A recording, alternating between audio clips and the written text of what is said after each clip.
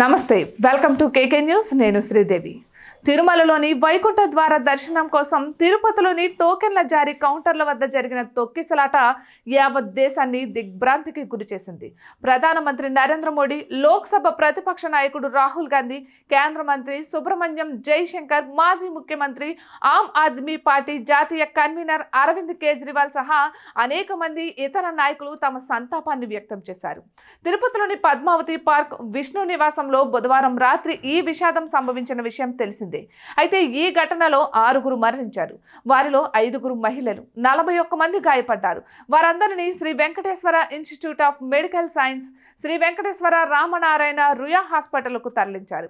వారిని పరామర్శించేందుకు మాజీ ముఖ్యమంత్రి జగన్మోహన్ రెడ్డి, ఆయనతో పాటు మాజీ మంత్రి ఆర్కే రోజా తిరుపతికి చేరుకున్నారు. ఇక పద్మావతి మెడికల్ కాలేజ్లో చికిత్స పొందుతున్న క్షతగాత్రులను పరామర్శించే క్రమంలో పోలీసులు వైఎస్ జగన్ కాన్వాయ్ను అడ్డుకున్నారు. కొండ మీద ఇప్పటికే పవన్ కళ్యాణ్, ఇతర మంత్రులు ఉండడంతో రద్దీ ఎక్కువగా ఉంది. దీంతో వారు వెళ్లిపోయిన తర్వాత రావాలంటూ అధికారులు జగన్, రోజాలకు సూచించారు. ఈ క్రమంలోనే తిరుచానూరు క్రాస్ వద్ద వైఎస్ జగన్ కాన్వాయ్ను పోలీసులు అడ్డుకున్నారు.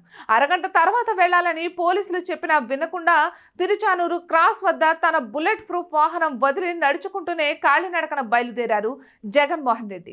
అయితే కొద్ది దూరం నడిచి వెళ్లిన వైఎస్ జగన్ ఆపై స్థానిక నేత కారులో తిరుపతికి వెళ్లిపోయారు. ఇక వైఎస్ జగన్ వెళ్లే లోపు బాధితులను తరలించే యోచనలో ఉన్న అధికారులు ఉన్నట్లు ఆరోపించారు.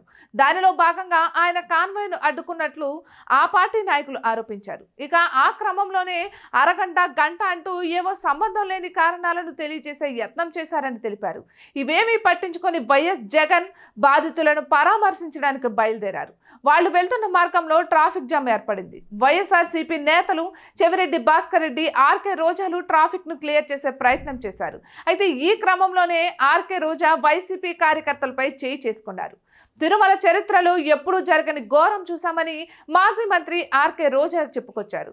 ఇక చంద్రబాబు అసమర్థత ఈ ఘటనలో స్పష్టమైందంటూ విమర్శలు గుప్పించారు.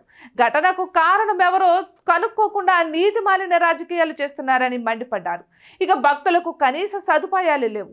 ఘటనకు కారణం నిర్లక్ష్యం కాదు, ప్రభుత్వం చేసిన హత్యలంటూ విమర్శించుకొచ్చారు. ఇటువంటి మరెన్నో వీడియోస్ కోసం కేకే న్యూస్ తెలుగు ఛానల్ని సబ్స్క్రైబ్ చేసుకోండి.